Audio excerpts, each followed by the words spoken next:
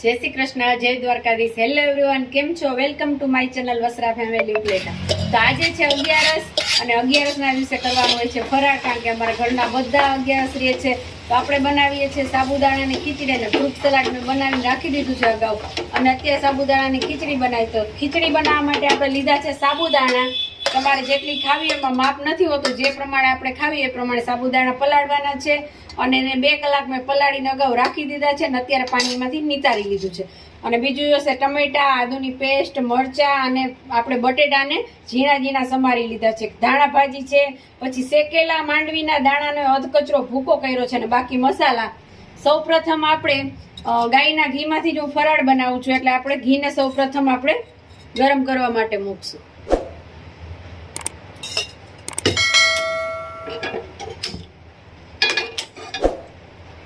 ત્રણ ચાર ચમચી જેટલું આપણે ઘી લીધું છે।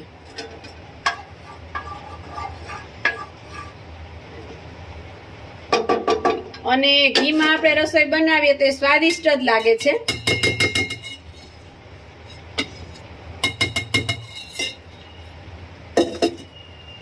હવે આપણે ઘી ગરમ થાય એટલે આપણે એમાં જીરુંનો વઘાર કરશું। 11 છે એટલે અમે રાઈ નથી નાખતા, જીરું જ નાખીએ છીએ।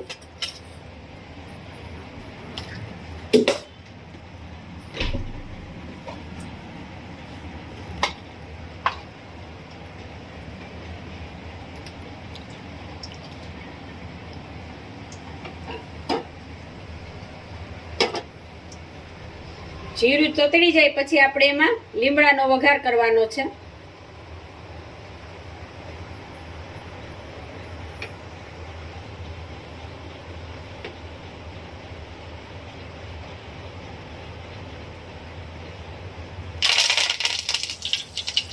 લીમડાનો વઘાર બાદ આપણે એમાં આદુની પેસ્ટ એડ કરશું, પછી મરચાં એડ કરશું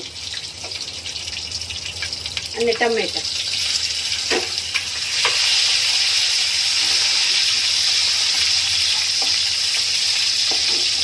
તમારા સ્વાદ મુજબ તમે વધારે ઓછું ટમેટા મરચાં નાખી શકો છો। મારે છોકરાઓ નાના છે બાળકો, એટલે બાળકોને બહુ આવું મરચાં ને એવું ન ભાવે, એટલે હું ઓછા નાખું છું।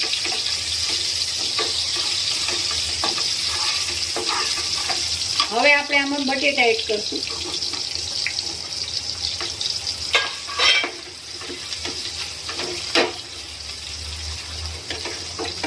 અને આપણે પેલા આમાં મીઠું એડ કરશું એટલે બટેટા તળતા થશે।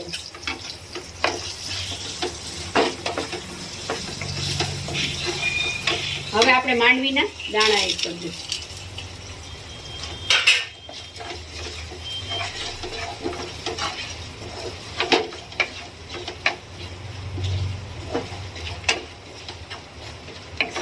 આ બધું એડ કર્યા બાદ આપણે એમાં મસાલા એડ કરી દઈશું। હળદર,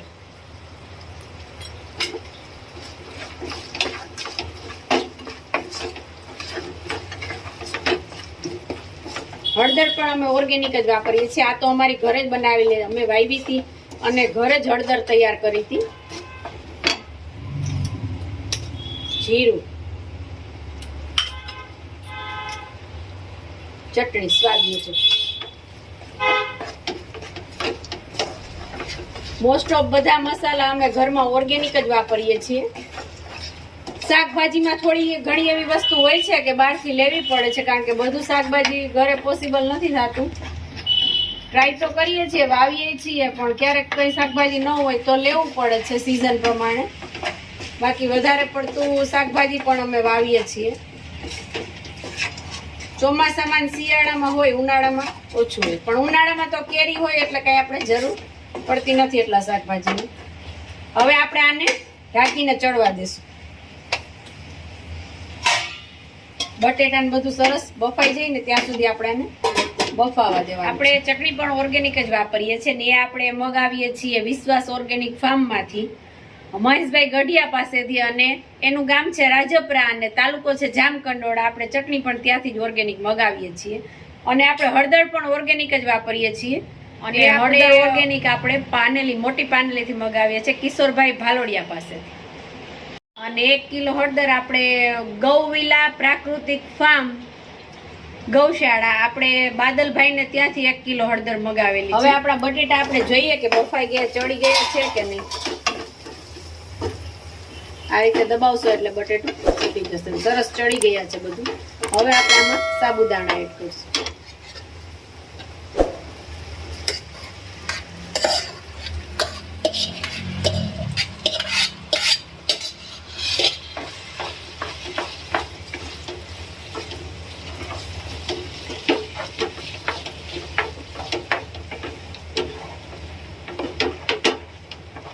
તમે જો તીખું ખાધા હોય તો આપણે ચટણી વધારે એડ કરી શકીએ છીએ, જરૂરિયાત મુજબ આપણે.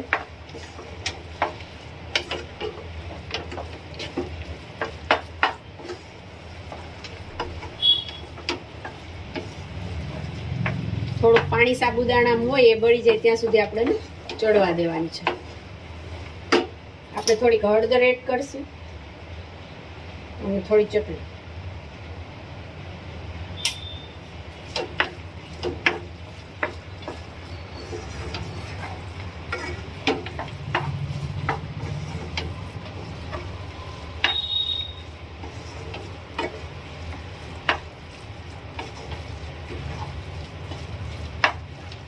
હવે આમાં આપણે લીંબુ અને ખાંડ એટલે કે સાકરનો ભૂકો એડ કરવાનો છે.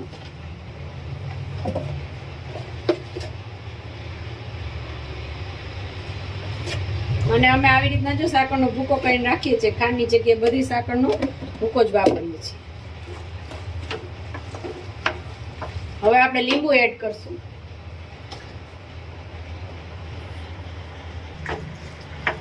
હવે આપણે લીંબુનો રસ એડ કરશું. મોટા લીંબુ હતા એટલે મેં અડધાથી ઓછા લીંબુનો રસ એડ કર્યો છે.